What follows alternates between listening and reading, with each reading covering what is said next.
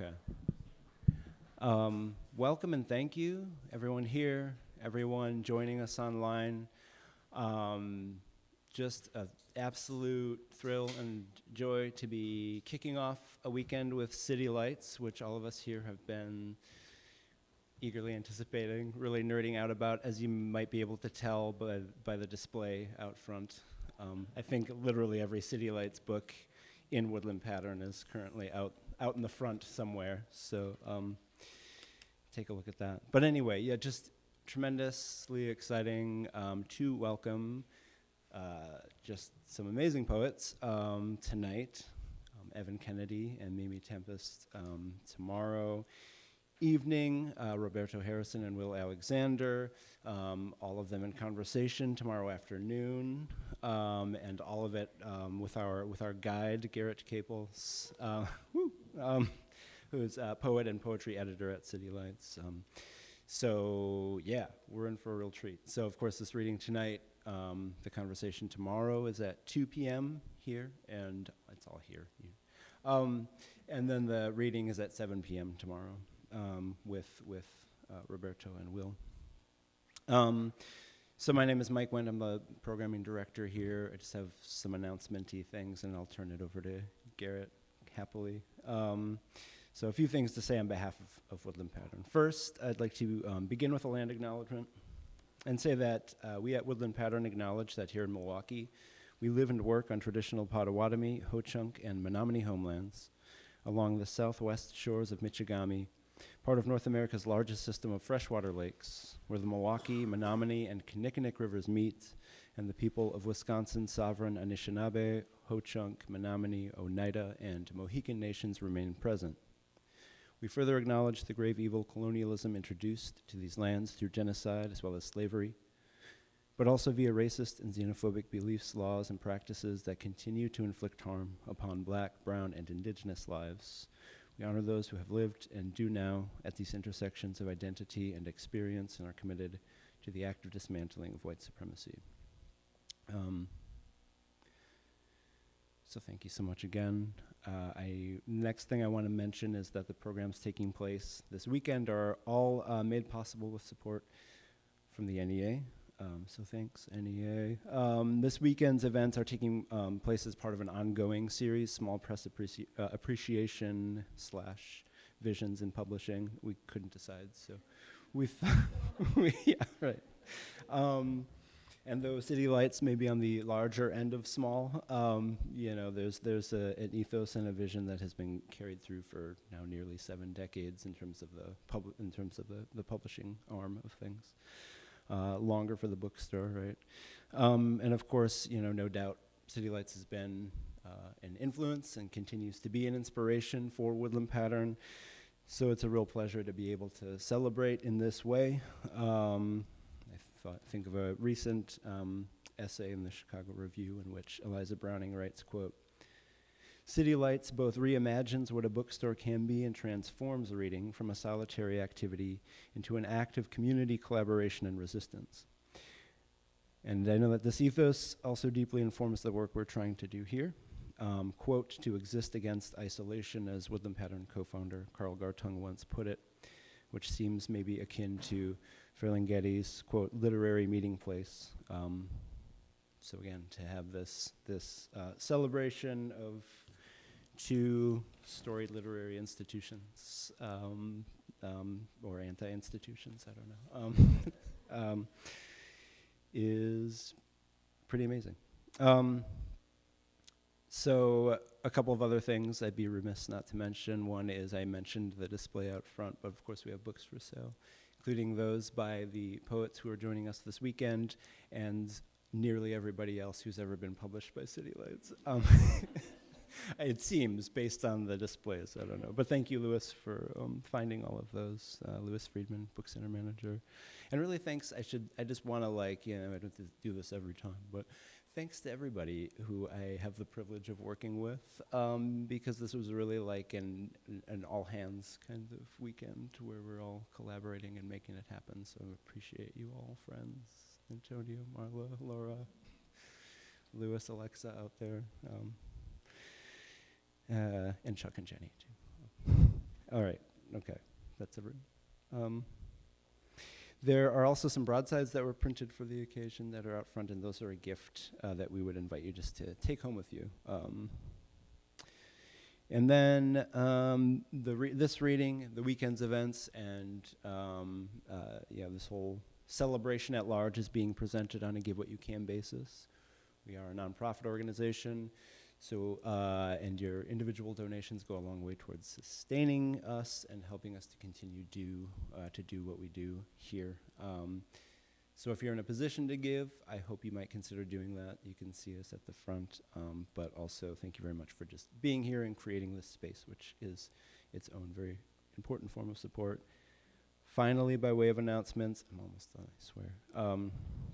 We have a lot happening this spring, but nearest at hand, we're going to be at Zine Fest, Milwaukee Zine Fest on April 20th, Saturday, April 20th from 10:30 to 4:30 at the Downtown Central Library, Milwaukee Public Library, which is just an incredible gathering of zine makers, DIY publishers. Probably most everybody in the room is aware of Zine Fest already, but see us there.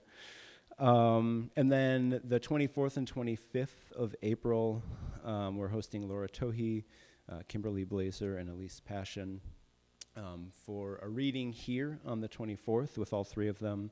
And then Laura Tohi and Kimberly Blazer will be in conversation at the UWM Library Special Collections about interdisciplinary practices, poetic practices, and more. So the reading is, again, on the 24th at 7 p.m. The conversation that's happening at UWM's Special Collections is 2:30 on the 25th of April.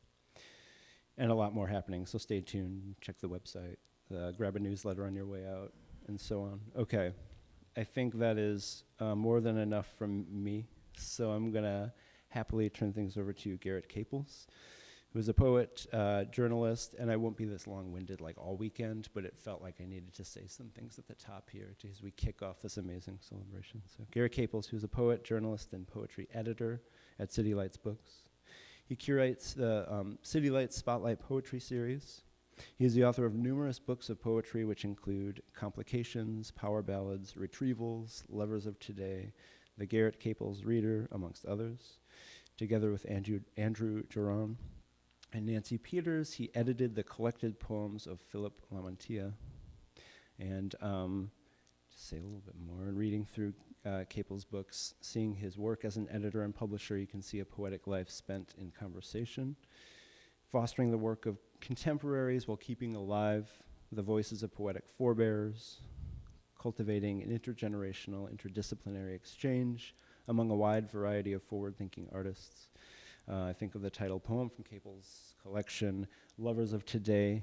I won't read the whole thing, but like a little flavor maybe. Quote, and I buy a book at First and 12th by D.A. Levy, and I buy a book at Mast by Meltzer, going on a bit. I miss Anselm and John Coletti and Alan Gilbert. So again, I'm not going to read the whole thing, but it might be appropriate. But it's a stumbling through the streets of New York City, at one point literally, as well as a litany of acquaintance with those present and those absent, those living and those past, but always with a deep sense of connection, humor, and love. Here, as elsewhere in Caples' work, we're offered a sense of the literary as a lived experience, a being in community. This makes me think of something that Ferlinghetti said of City Lights itself, which I see as being alive in Garrett's work, quote, it is as if the public were being invited in person and in books to participate in that great conversation between authors of all ages, ancient and modern. With this in mind, I can't wait for the conversation that will unfold this weekend with Garrett as our guide. Thank you for being here and welcome, Garrett Caples.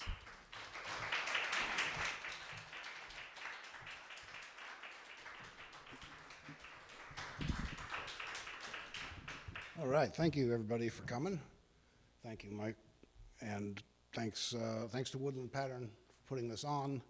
It's I don't know, it means a lot to me to be able to do this, especially because, you know, I'm not the only person who does poetry books at City Lights, but you know, I do most of it, most of the poetry books.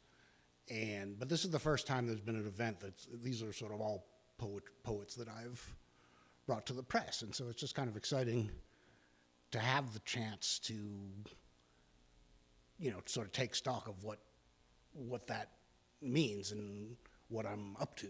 Because, the worst thing about being an editor is it is a bit of a hamster wheel. It's like you spend all this time working on something, and then you have to get off and get on a different wheel.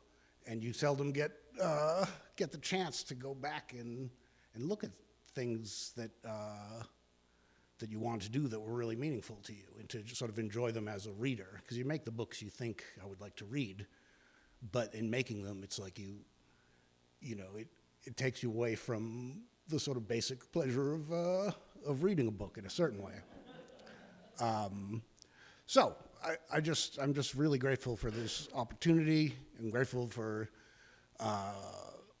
Woodland Pattern for hosting us and for just being here, because they're, places like this, they don't come every day. And to have a place where, poetry's a network, and you're running around trying to find places to stop through the country and present your work. And this is, by far one of the great places to do that. So I'm extraordinarily happy to be here, and I'll try not to make it so long between trips. So I'm going to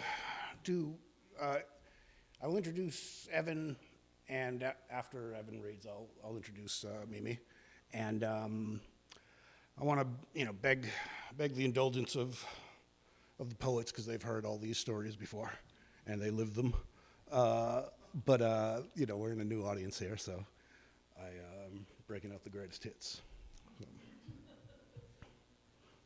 So my earliest memories of Evan Kennedy are a little hazy. He's 10 years younger than me, and when he emerged in the poetry world out in San Francisco, I was probably a little checked out. At the time I was writing on hip-hop for the San Francisco Bay Guardian. So like between, say, 2003 and 2008, I wasn't paying as much attention to poetry as I had been, although I still was writing it, and I still, kept a finger in, seeing my friends and things of that nature. But around 2008, I started editing books for City Lights, and I knew that it was a bit of an awesome responsibility, and it's not going to do them any good if I'm not paying attention to what's going on in the poetry world. So I sort of redirected my focus again and started really paying attention. And so kind of like by the time I'm really back in the game, Evan is more or less ensconced in the Bay Area poetry world, and I just I'd bump into him at events, and I knew him distantly. And maybe around 2014 or 15 or so, he sent City Lights a manuscript called The Sissies.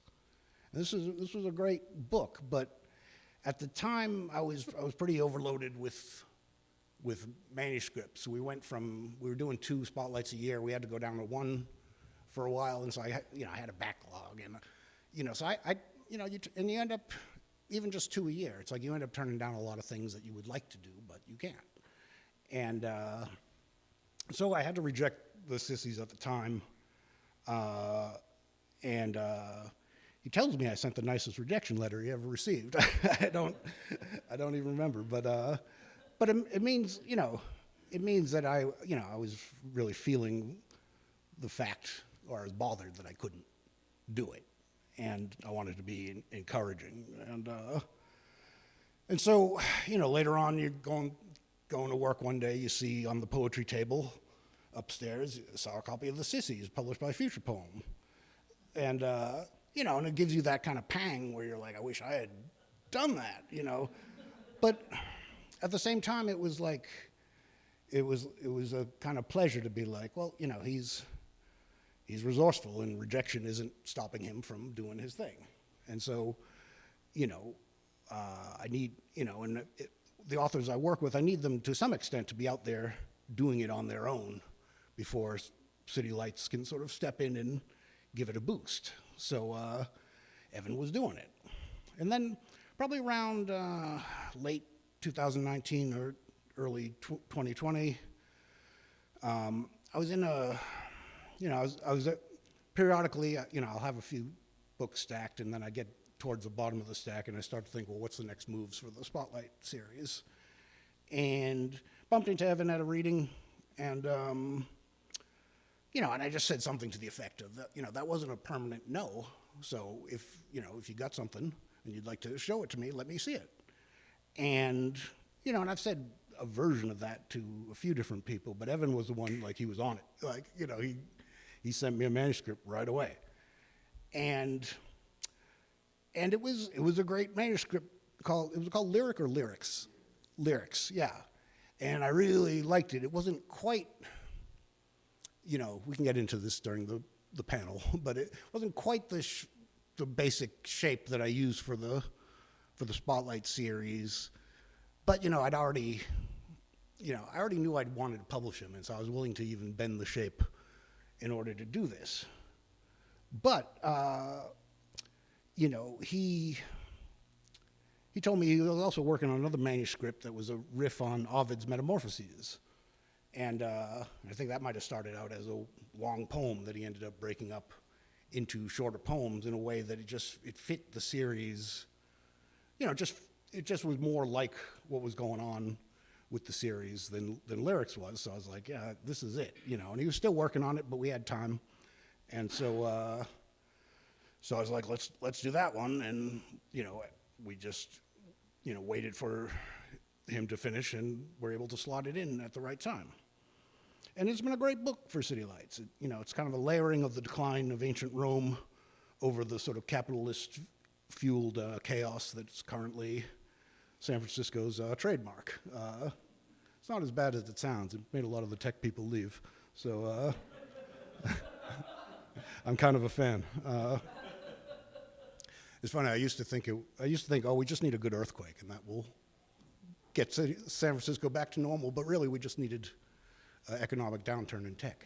So, and so for me, Evan, he's an important continuation of a San Francisco tradition of what I call gay flaneur poets, at a time when it's more difficult than ever for such poets to move to the city and flourish there, because it's so expensive now. It's like it used to be an obvious thing to do for a young gay poet in a way that, it's hard to move to Oakland now as a young gay poet, so let alone the city.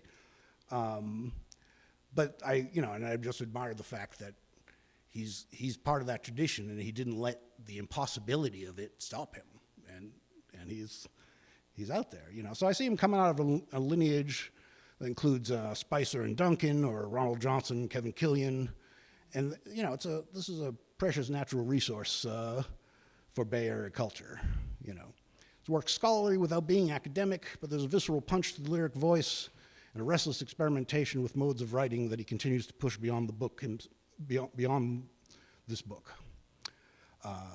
And he's a wonderful guy, he's a sweet, generous friend. Been fortunate to get to know over the course of making the project. And he's an adventurer and traveler at heart. And as we'll see, he's a really great reader of his poetry. So I'd like everyone to please join me in welcoming Evan Kennedy.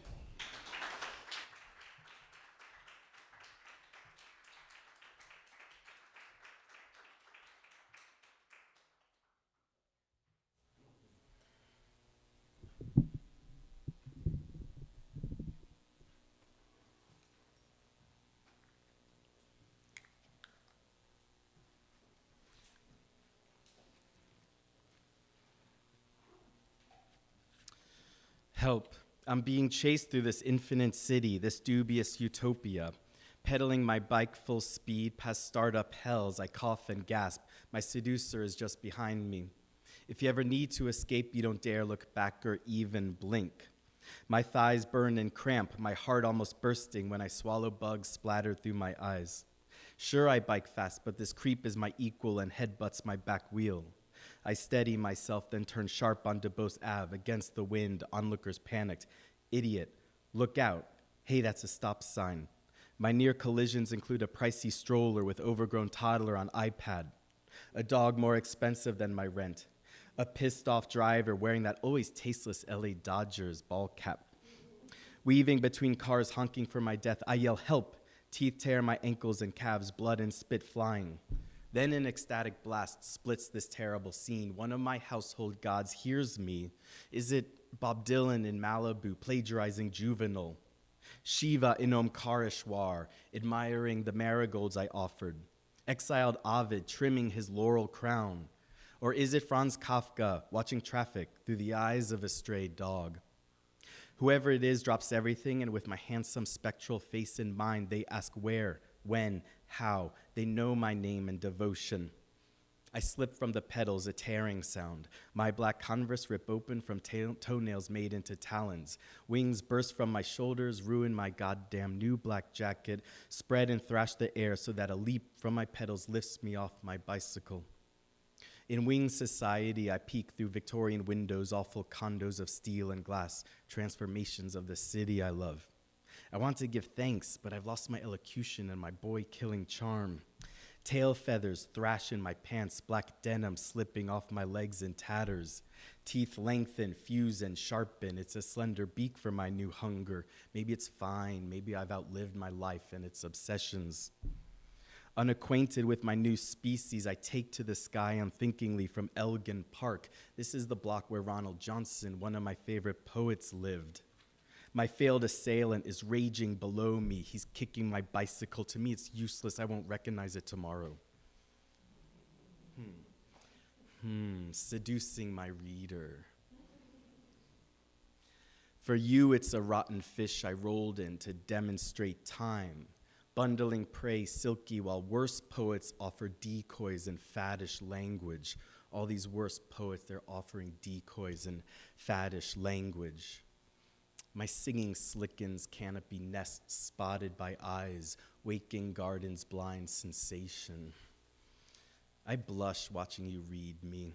Put down my book. Just put down my book for a sec, just 1 second. Put down my book so I can approach and pulsate with experience and observation. All right, so I'm very grateful to be sharing this space with Mimi and all of you. As Garrett said, Metamorphoses, ancient Rome, San Francisco, talking animals, bringing a zoo into the canon. This is John Donne and Other Mating Habits, The Flea, Part 2. It sucked you and now me, not only this flea, but my chest hair's lice, the fungus that's constellating across your breasts. A wandering crab preferring your crotch to mine. It's a compliment I verified. I decline antibiotics to feel fully bacteria bred from our sex, burning pangs of birth for those too small for sight in our skin and in our discharge. So mine is not just a slut's homage. This is not a slut's homage or host's warm welcome. It's the intuited expansion of life, facing execution by your fingernail and spared insofar as I am watchful.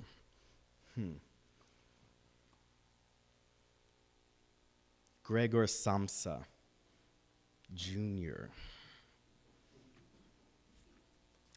Waking this morning, I am a whir of scales, hooves, fins, fur, paws, feathers, branches, and all that passed into extinction like the long, strange trip of the naked ape greeting us. Wildlife dirties my bed sheets, life sense infusing domestic walls. With feeler tendril limb, I examine snout, lips, incisors, beak, tongue, my eyes two globes varying together in size, registering my room to each species' necessities. I walk up 24th Street here in San Francisco, like my face is a flip book of wildlife portraits, self-generating, multiplying, eluding recognition, changing by your angle of vantage. Made of light or made for its directing, I try to remain the fissure through which diverse, elusive possibilities, populations approach. In these attitudes, remote from matter, time circles back to kiss itself, recollect itself for me.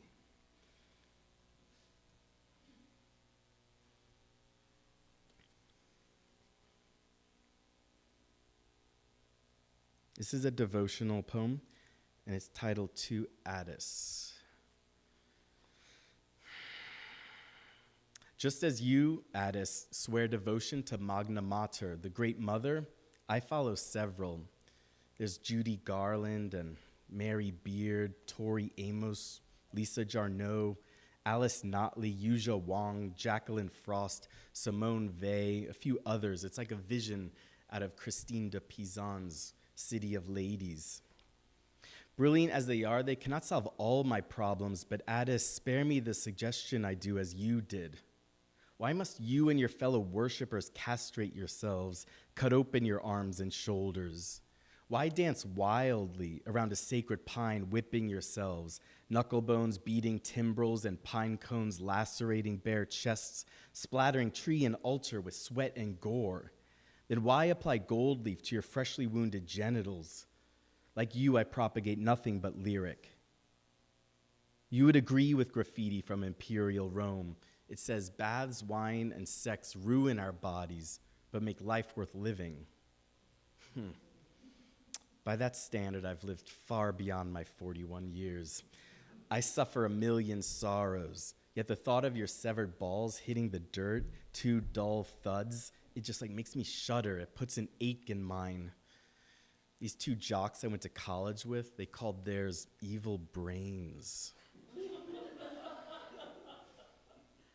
Addis, tell me how to stop hating on poets, gawking at their selfishness, defilement by ambition, their sex lives, their careerism, their countless moral failings. They're posing as Marxists while bankrupting students, ruining friendships so that I fear trusting friends who write. We were talking about that earlier at dinner, weren't we? Deliver me from the despair of Jack Spicer, Weldon Keys, Landis Everson, John Wieners, Steve Abbott, Sam D'Alessandro. If these names are unfamiliar, just substitute them with those like you, same city and obsessions who died too soon. Augustine of Hippo was disgusted by your followers, their hair moist with perfume, faces made up, limbs flaccid, walk effeminate, wandering through Carthage, demanding people subsidize their shameful life. While a critic calls Judy Garland's fans a flutter of fags, trunks full of roses dragged into New York's Palace Theater. It all alters my body as leaden weights are snipped to free me from terrestrial restrictions, extending my limbs seraphic, broadening my chest, loosening me from gravity, so that my voice reaches Empyrean registers, a note sustained over 60 seconds, captivating an audience who had stopped holding their breath. Like fans of castrati said, death is in your throat. Addis, not all Americans think you're crazy. Doe, the leader of Heaven's Gate, has wet dreams about a devotee, a young actor from LA. Listen, I get it. For an LA boy, I'd crawl from Melrose to Echo Park, whimpering outside his building and texting why no reply. To become solitary Ovid in early 21st century imperial decline, sure, I'll play that role, but communal living? It's not for me. It occurs to Doe that the bodily vehicle requires customizing.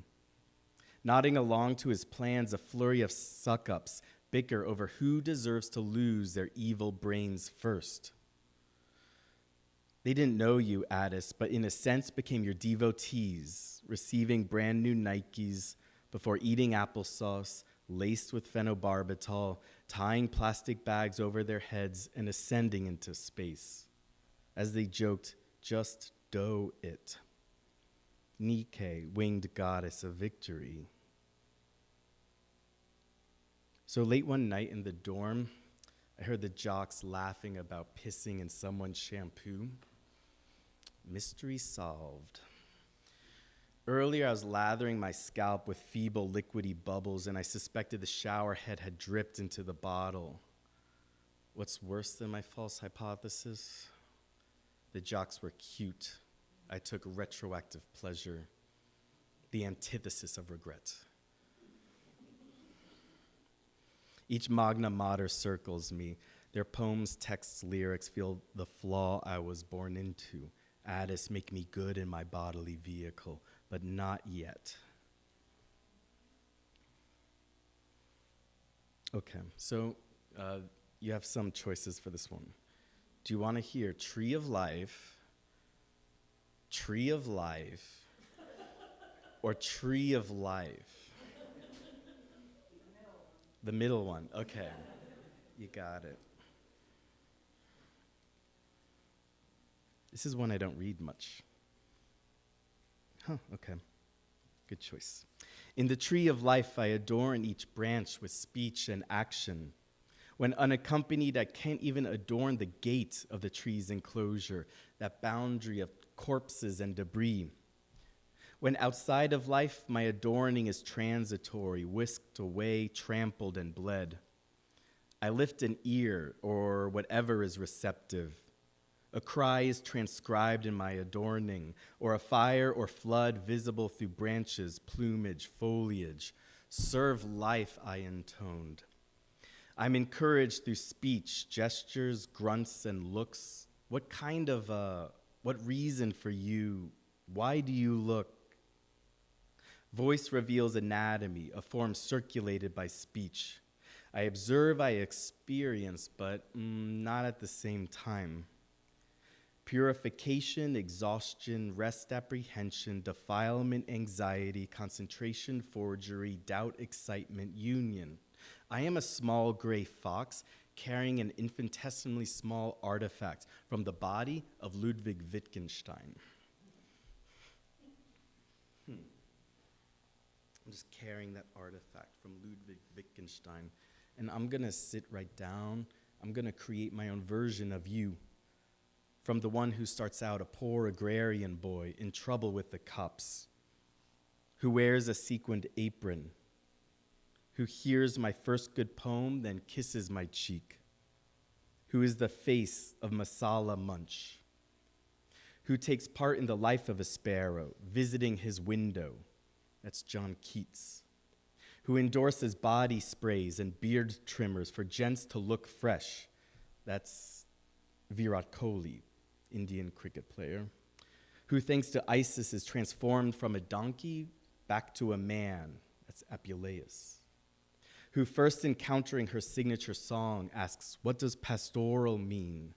That's Billie Holiday, who perfects wireless electricity at 46 and 48 East Houston Street, that's Nikola Tesla, who requests substitutions when ordering a Cobb salad, that's Larry David, whose corpse is identified by the books in his pockets. That's Percy Shelley, who begins raining blood with ominous drums. That's Dave Lombardo of Slayer, who is lost in Rome, contemplates suicide, then is dissuaded by voices he last heard in childhood. That's Bruce Boone, who authors The Antidote. That's Jacqueline Frost, whose garland and donkey intuits the gospel, whose spirit journey requires he clings hard to a speeding cloud. That's Black Elk, who invokes the dog that's got no master. That's Bob Dylan, who notifies a MoMA security guard that their Matisse is upside down, who sings not quite as divinely as Roy Orbison, but is exponentially more handsome. That's Orville Peck, who requests his corpse be dumped before the White House. That's David Wojnarowicz, who reads in a dictionary that he is the only cited authority for a word he's unsure ever existed. That, I think, is Thomas Hardy, who trains racehorses immortalized on earthen lamps, who's a gentleman cricketer on a drinks break, who ignites her Busendorfer in a Florida parking lot, who organizes readings for all visiting poets. That's Kevin Killian, who instructs his session players, go for whatever you're hearing. That's Thelonious Monk, who cruises gardens, promenades, stadia, and toilets, that's Ovid, who sings somewhere over the rainbow in my sadness, that's Judy Garland, whose heart resists cremation, that's Chopin, who envisions a brigade of nurses parachuting behind enemy lines, that's Simone Weil, who when dying hands over his water and explains, your need is greater than mine, that's Sir Philip Sidney, who boops the snoot, who kisses me on the lips after his concert at the Masonic and says, you are a good boy, that's Iggy Pop, who's stunned to see a young shepherd draw a perfect circle, that's Cimabue seeing Giotto, who introduces the saxophone to Ethiopia, who sings within its egg before hatching, who wants to fuck me like an animal, that's just about everybody, who tells friends that in Greece they'll be sane, that's Eileen Miles, who believes that there's nothing like fine weather and health and books and a fine country and a contented mind and a diligent habit of reading and thinking and an amulet against the ennui, that's John Keats, who works as an umbrella holder and in downtime writes poems to Shiva, that's Alama Prabhu, who acknowledges that baths, wine, and sex ruin our bodies but make life itself, that's that graffiti from Imperial Rome I referenced earlier, whose sexual charisma catalyzes societal collapse, who says she'd be a great Supreme Court justice because she's always been judgmental, that's Fran Lebowitz, who finds a moment of mercy in Thomas, that's Ovid, who walks into the blade-like arms of God.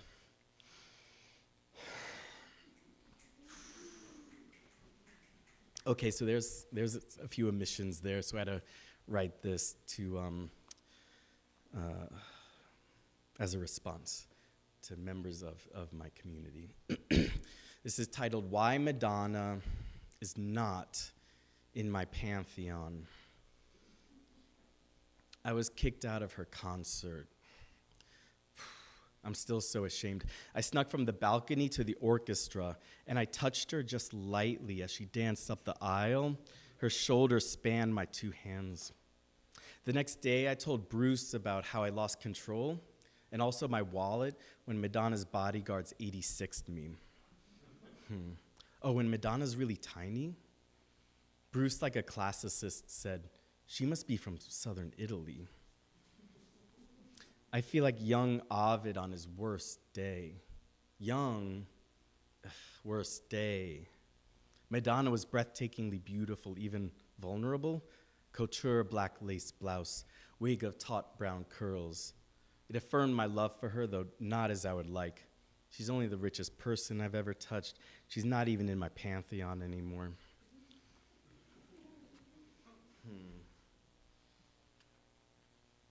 Judy Garland, Facing Extinction. I've had more comebacks than a revolving door. My stage is no larger than my shoe size. My legs have been likened to a couplet by Pope. A song I sing is a question or quest. It's a mystery what happens to my audience, the ins who applaud first and later the squares. I swallow the world if my song won't erupt from my mouth. A trickle of blood goes down my inner thigh. Life is crowning. A newborn macaque clings to my side. I cross green hills and out of me bursts a lamb, or a species thought extinct breathes once again and glistens with afterbirth. I'm a blushing bride in immaculate white being wed to a blue whale from Holocene to post-Anthropocene. In salt flats, my lacquered hair falls like I'm a Neanderthal. I bite through the umbilical cord of my tiny ibex, my ocelot hatchlings in gravelly banks. After my foal arrives stillborn, I circle it repeatedly. I embody a library of genomes, a life for the living. I lay eggs in my nest of tinsel and plastic straws. My brood shelters in your rubble. Your hazmat suits are paper mache to me. I will sting your soul. I will fuck you over. I will burn that bridge you're trying to cross. I defend the riotous varieties of life imprinting on me as mother. Only Toto was paid less than me. A bat flutters before my mouth in my efforts of repopulating. Remember the scimitar, horned oryx, northern white-cheeked gibbon, pear, David's deer. I offer wildlife to creation and watch its captive tranquility vanish. I suck up my young. When predators approach, I eat the afterbirth, leaving no trace. All my children recognize me. The boys in lavender, their arms full of roses, the toads hatching from holes in my back. Every moment I'm birthing an abandoned newly born. I settle for a gown of bark and moss, dried husks with some wire for a brassiere. When the light hits me, I don't feel a thing, because I sing, not speak. Life arrives to your understanding.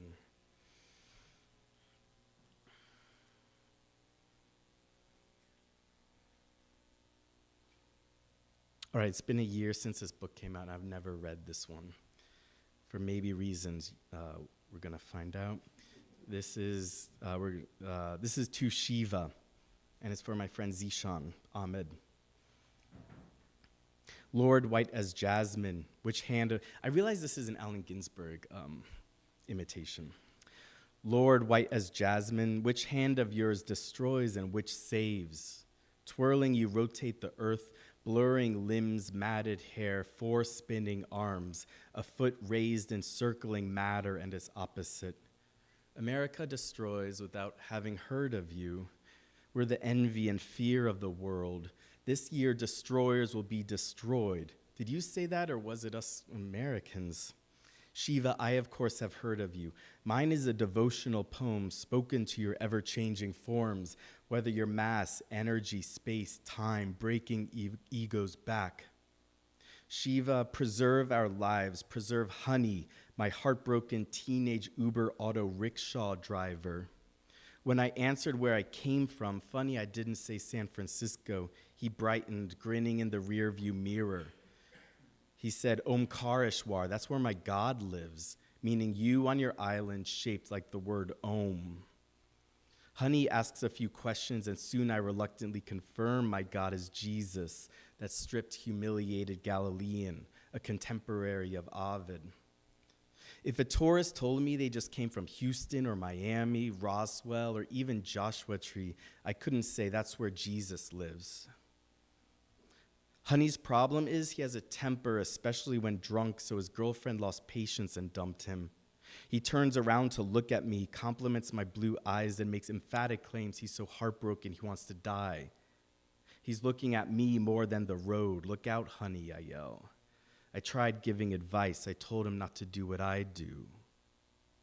America is shaped like no word, nothing like love or fortitude. As a child, I saw in the shape of America someone sick in bed, Maine their head, Texas and Florida the bed's legs. No icon, no image can contain your face or body, as no words can be read from the geography I occupy. I only see you as a blur while I'm scraping by in destroyed places somehow preserved. How is that? My guidebook says you dance, animating the cosmos from Omkareshwar.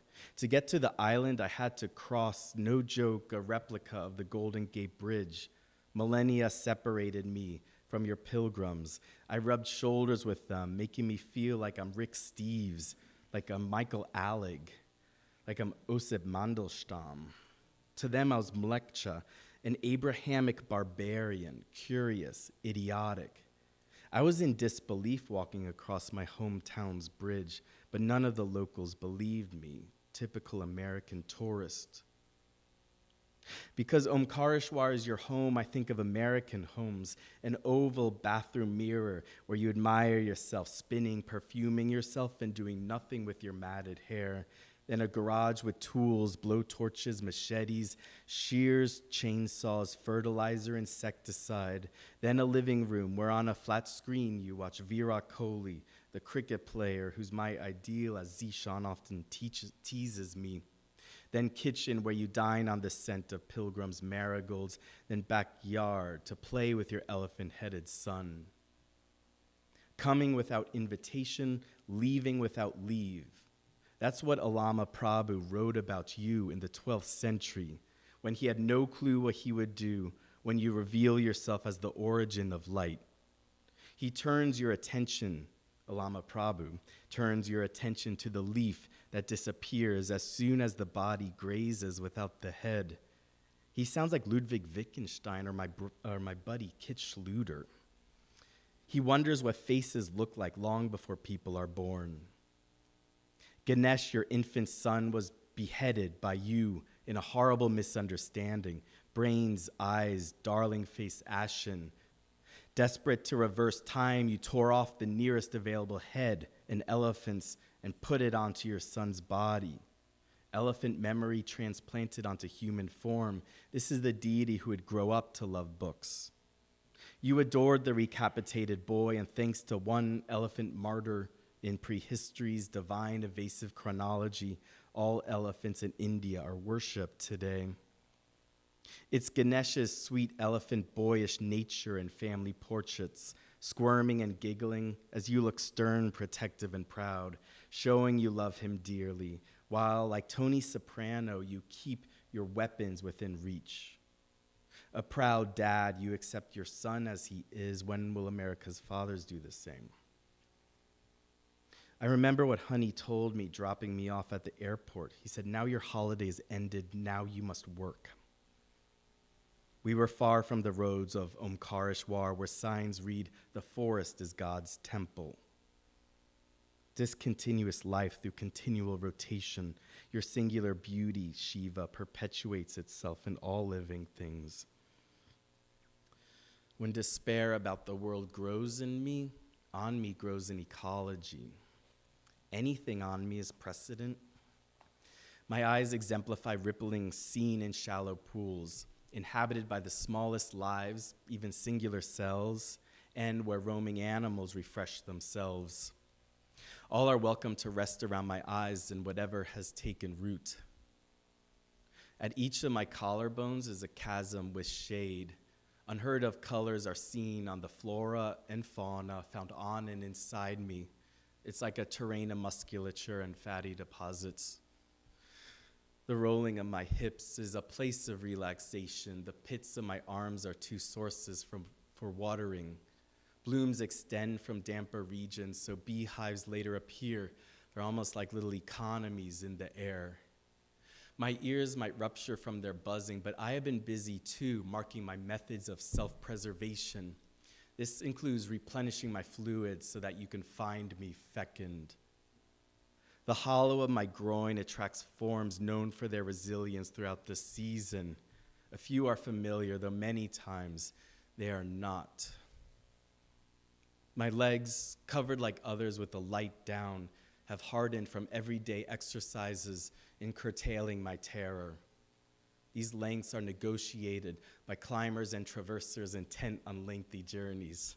There they're gonna learn obedience around the places I am tattooed. It's like a scarring synonymous with testimony.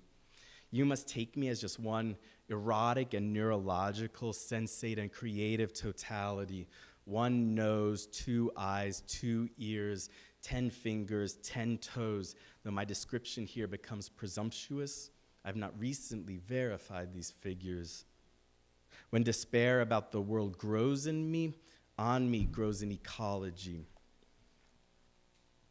To Ovid. I tracked you in Rome this October, where statues, your contemporaries, lack arms, noses, cocks, casualties of time's war on us, or changes in taste. We share atoms with countless living and dead, missing marble limbs, but I pursue unclaimed meat, stray unincorporated matter moving through plumbing open forms, atmospheres, malls, your anonymous grave. Excluded, indifferent to the constant world. You made epic the body split from within, faces erupting from different species, features, new life forms emerging in your darling bucolic anatomical theater, perverse as free verse. I'm as foreign to you as articulation in the entropy I am inhabiting, a barbaric language I cannot understand, though I am made as captive because I am made of it, in elegy.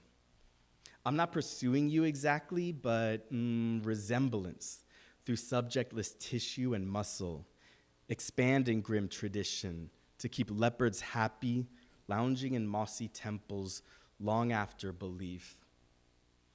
A knife cut the fish that drank the water, that doused the fire, that burned the branch, that perched the bird, that fled the hand that drafted this lyric.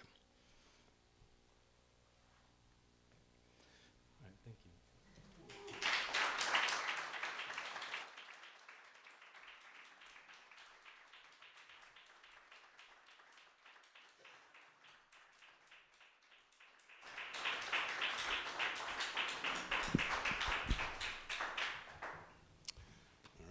Evan. And our next reader is Mimi Tempest. And I first met Mimi virtually during the Zoom reading years inspired by the lockdown. It was 2021. I was reading online with my friend Josiah Luis Alderetti, who's a fantastic performer of his work. And being the senior poet on the bill, I read last. And I never really cared too much about readings, though I knew I'd have to kick it up a notch because Josiah was opening. Second reader, however, was unknown to me, a woman named Mimi Tempest. This I was not prepared for. She got on the mic and gave a reading of ferocious intensity that completely came across even through the computer. She had all the power of the most fearsome rapper, and I later learned had been an MC in her youth en route to her present occupation. I gotta say, I haven't been nervous about following someone reading since 1999 or so. But following Mimi on top of following Josiah occasioned more than a little bit of terror. I had to deliver. And I did all right. I'm a grizzled old pro. But I knew if I didn't pull out all the stops, I'd fall flat on my face. It's a humbling experience, but an exciting one. And I immediately felt like I needed to get her to do a book with city lights. She just had her first book, The Monumental Misrememberings, published by Co-Conspirator Press. So I ordered a copy, I carried it around, I lost it, I bought another copy, I read it, I loved it, found the original one again, and I finally reached out to her by email about 6 months or so after we read together. She replied, in a guarded fashion, that she was working on a new manuscript she'd probably finish by the end of the summer. I asked if she'd let me look at it when she was done, and with some suspicion, she agreed. I got the manuscript, read it, and loved it. It was black queer fire.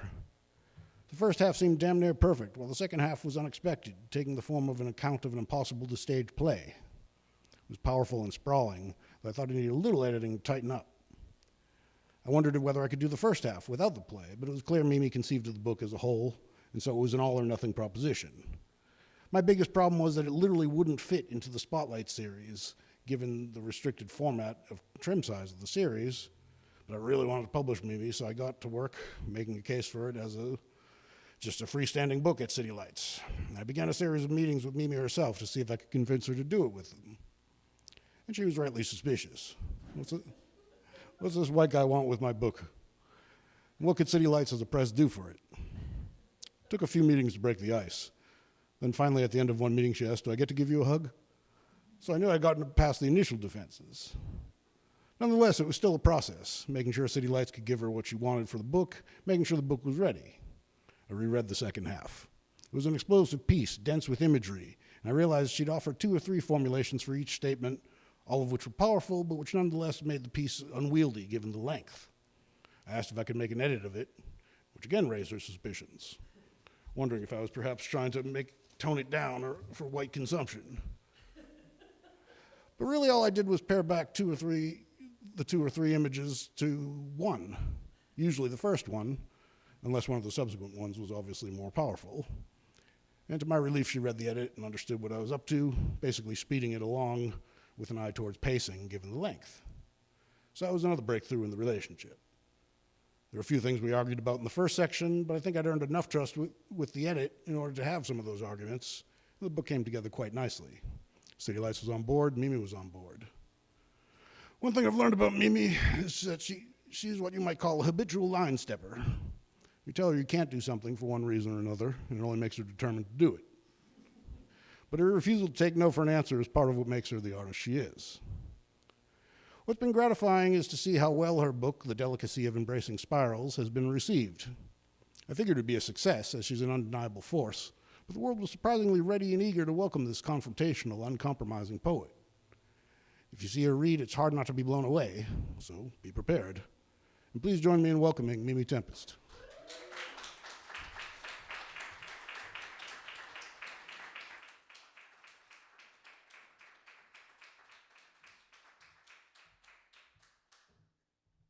Habitual line stepper. My mom would love that. My middle name really is Tempest, so it's consistent with my spirit for sure.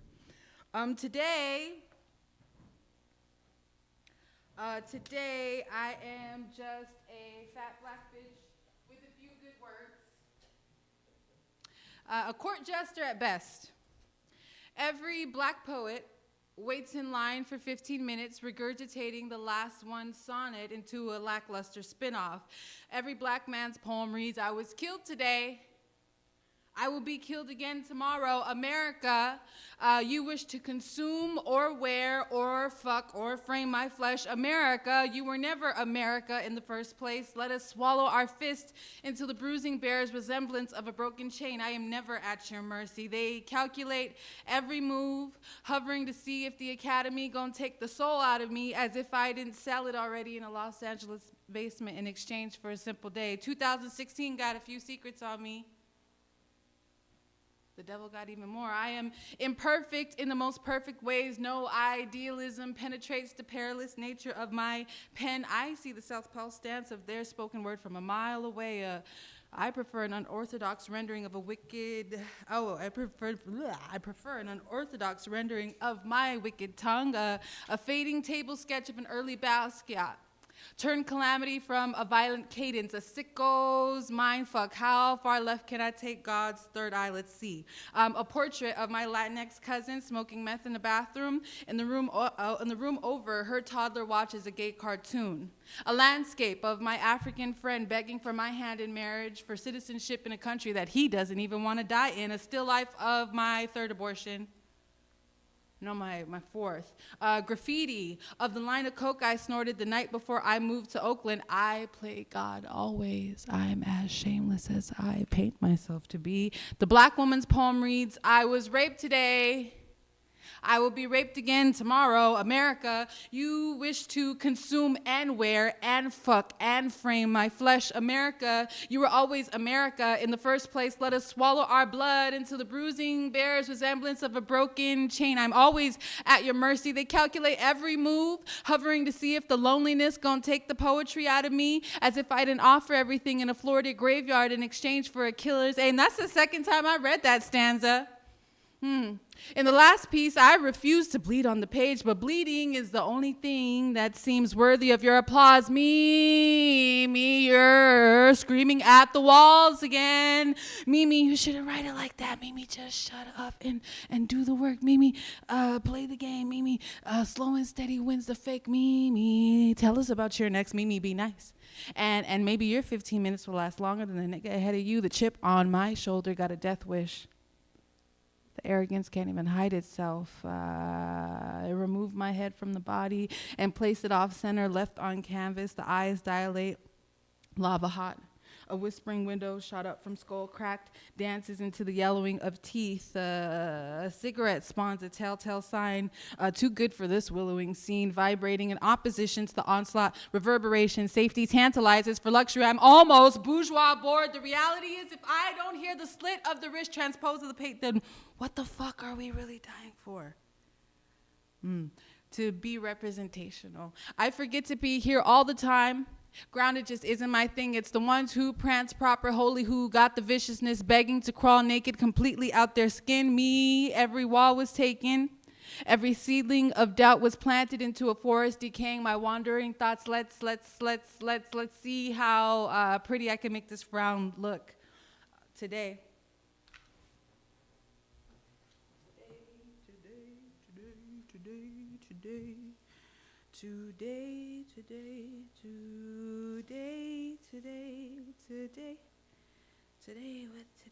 What is today? What the white folk rave as the best poet out of LA is a black a magician's puppet, fire dancing at the Whiskey A Go-Go on Sunset. Little do they know, he still ain't get it right about me. Me was woman almost in a decent Los Angeles day, never cared too much for the construct. I cook up courage in cauldrons, considering against the cast iron of my grandmother's stove, which slave sizzled of the breast of chicken to cry unsatisfied in her husband's belly. At a young age, my hormonal capacity took no stock in the conditioning of her kitchen. On my 29th birthday, I confessed the indignation of my conception. I didn't ask to be here. My father giggled at the possibility, and my mother stared blankly at her blessing, a loved mistake. I didn't ask to be placed in this body as time capsule. My mother's throat cleared too late. To discover you are a transcendental accident manifested through the light speed of what the soul's been yearning for millennia is the hardest throat-slicing pill to swallow. My face blossomed in a bitter wound. My two eyes had to be consistent to forget the raw realities that come bellowing out my mouth. My third one got gouged out to satisfy the taste for flesh on the oppressor's tongue.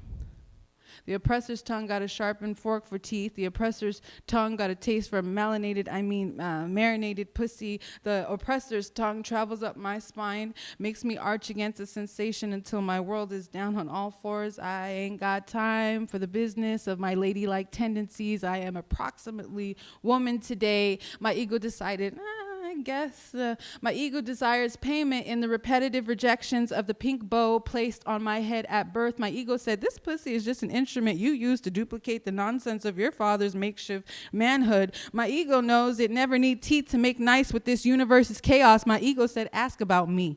Me was black, always in American, invisible in a Hollywood lens. The intersection makes the contradiction even sweeter. My ego will two-step and jiggy against all your tap-dancing pens. Write about me.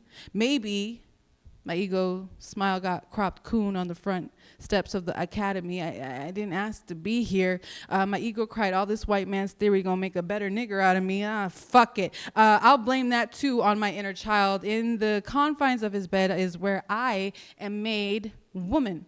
He needed all few hundred pounds of my flesh bouncing on top of his small frame to make him come. Afterwards, he had a tendency to reminisce about his ex-girlfriend. This is where our inner children often played. She was sweet and Midwestern. I am neither. He said he had a thing for LA women. Me too. He said they didn't make them like me anywhere else, and this one ain't get it right about me either. My hair always burning, fire dancing against the fever pitch, contend with their tendencies to shape me. Lady like lady, I am approximately woman today. I am. The delicacy of embracing spirals duplicates a foreign tendency to graph the landscape. It dizzies itself to become peer pressured, grows through movement as time. The foot following the other makes steps sound like wind howling. All I ever have be the roundabout draining through the concept of a mind. A brain bears logic when magic decides to leave the room. I'm barely in my body. I forget to conjure here. I hone frequencies out of possibilities masquerading as Sundays. I take up space. I take up moons. I swallow ecstasies. I grin big, forget a face is what trains the world's eyes to fancy allergies. A meteor crash of a serious self. Like how drunk and high and heartbroken the streets gonna leave me every weekend. Laugh at the minstrel showcase of a conscious being. Who you gonna be today? The tenacity fingering fiction of the human condition. Whose face you gonna be today? Linger to bellow without teeth. Aligned to a cosmic counseling. Fly not to think. Blend not to blur. The lines of irrefutable irony. The x-ray of a melancholic poet. Drug-addled. Drunken demon, dreary, drowning, desperate without cause. Who you gonna be today? Greet them at the astral. Tell them it was all a lie. Tell them this form is a second. Tell them to dread the spiraling. Tell them to enhance the spiraling, to force the spiraling, to manifest the spiraling, to embrace the spiraling, to distract the spiraling, to ride the spiraling, to stop the spiraling. To obliviate into madness and laugh at the fickle trickster who knows when to disappear into it all. I forget to laugh during the descent. The insane self, the same question, take it all too seriously. The iridescent subject, the channeler, the menace, the griot, the society, and the society barking back at itself. Brisk a dozen talks only to kill the self. I was never here. I am never here. The here, it's never here. The moment counts down to consent. Singularity in the electrodes of a heart monitor. Charred teeth, charred soul. Frozen nodes of fate awaiting the weight of its own feather and heart. Who you gon' be today? At the center of infinite, the body proclaimed a black girl child. Each phase of puberty pronounced a testimony of humanity, yet the audience wasn't sold on the performance. Perchance peace. Power be in the voice of the child, a pistol trigger warning. The child wields an entity of fury through gritted teeth. The eye, it be collapsing. A primordial judgment to step foot on porous ground. Philosophical unto extortion. Burning passion unto exploitation. Violent for preservation. Be the rage. Don't perform it. Wear the rage. Don't let it get stuck. Break the rage. Don't fold it. Fiend the rage. Don't fantasize. Surrender the rage. Don't personalize. Drift the rage. Don't escape. Stir the rage. Don't let it build. Feminize the rage. Don't father it.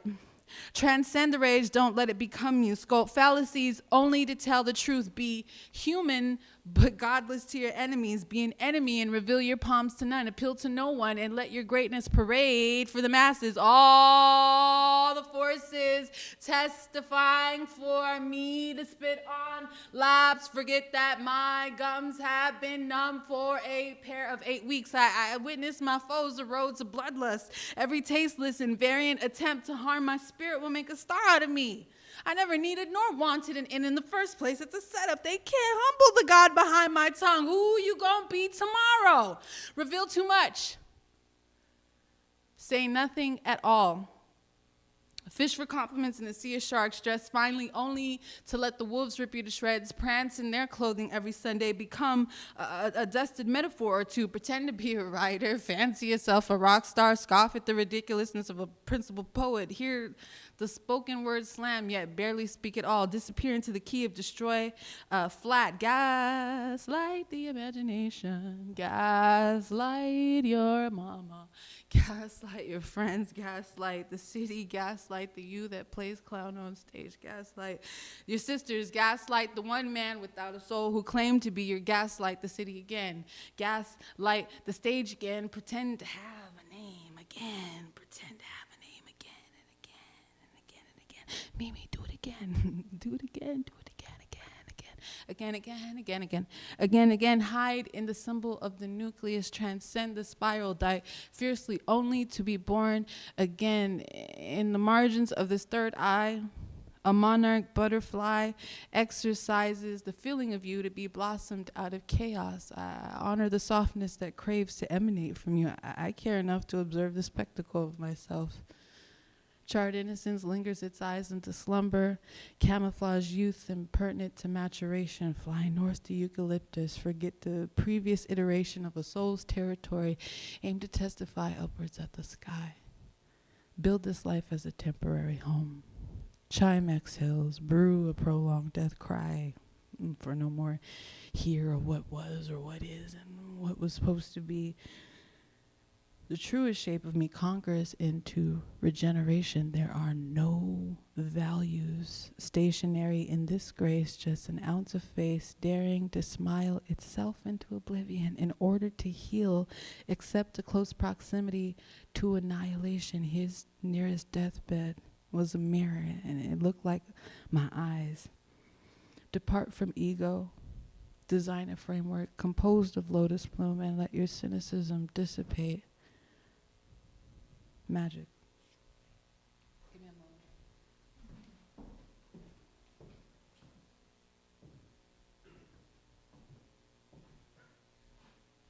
I'm gonna do like 2 more poems. How are you guys feeling? Great. Yeah, solid.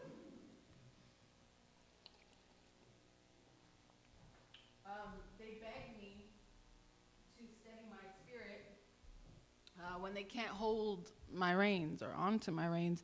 I'm still dancing for myself.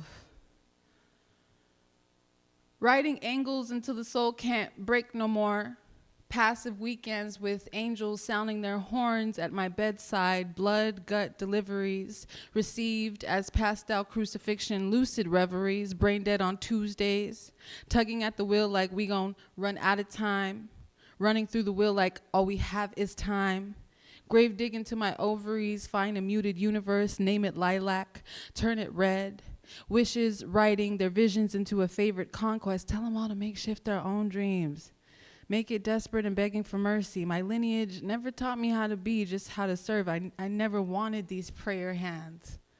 I opted to be a project of eloquent violence.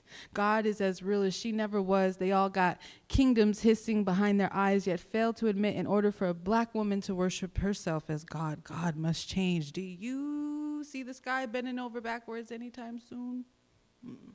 Why wear a crown when you can make claim to your own head? What good is truth when all you could do is think about it? Decapitation is the friendliest reminder of our yearnings to revolutionary contaminations. There's no way of all seeing without being seen.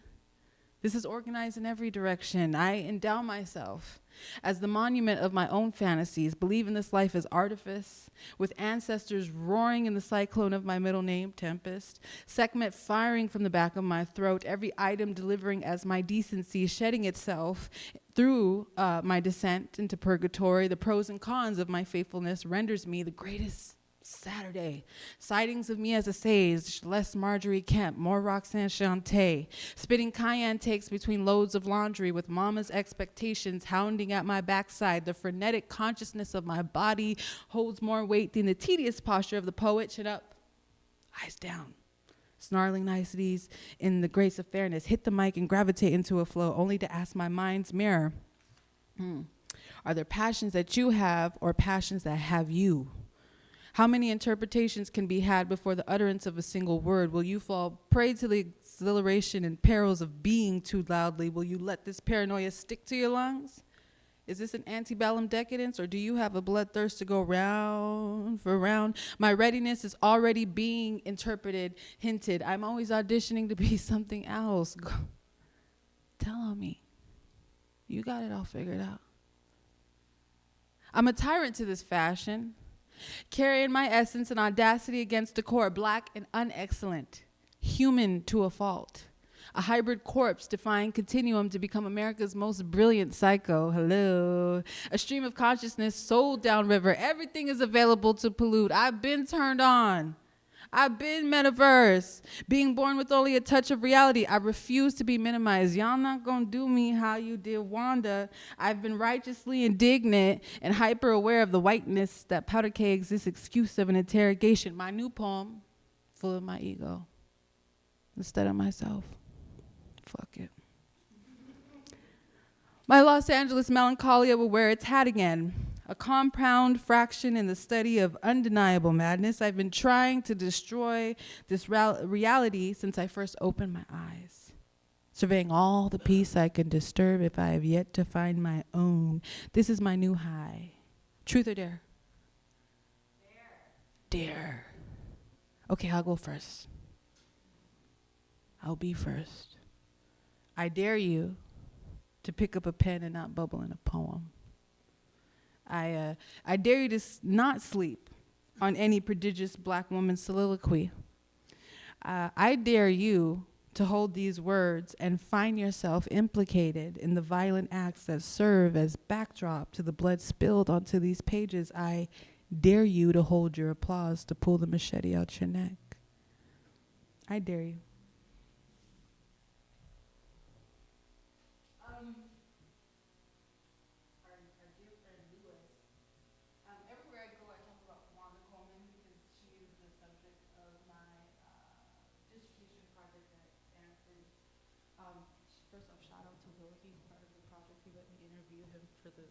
For it. It's really cool.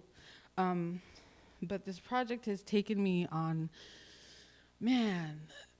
a universe of just multiple paths. And it's beautiful, all the stories that I've heard about Wanda since I've taken on this research. But I was talking to Lewis, and he was like, "Did you know that that the American sonnets were printed here at Woodland Pattern in 1995 before they went on and got published?" And I was like, "What? What are you talking about? They have that?" And he was like, "Yeah, I'll give you a copy." So before the reading, Lewis gave me a copy of Wanda Coleman's American sonnets that were printed here at Woodland Pattern so long ago, and it's so beautiful. It's as if it was printed yesterday. So I want to thank you for this. It's really fascinating. So I'm going to end my set with a poem, a sonnet from Wanda. Dear most important believer, On behalf of everyone, I'd like to thank you for your trust and loyalty to recognize you as among the sincerest of followers. I'm pleased to personally welcome you to the many privileges and benefits you'll enjoy, exclusive, advantageous, unbelievable, words are hard for me right now. I'm pleased to personally welcome you to many privileges and benefits you'll enjoy, exclusive, advantageous, unavailable to others, because you deserve special attention. I've enclosed your emblems of guaranteed earned recognition. Please take a moment to contemplate and admire them. We've gone to great lengths to exceed your every expectation. If you have questions about a higher level, remember there is none. If you feel you need extra recognition, this is all there is, since it is special indication of your status. Thank you for showing us your best. Thank you.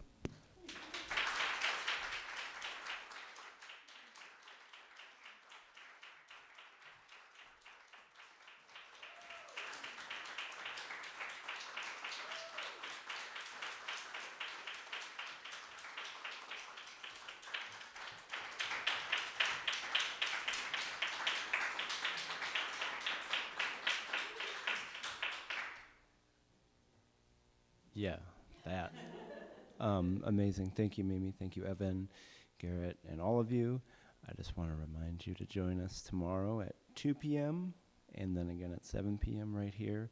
And also just stick around and enjoy the good company this evening. Thanks and good night, everybody.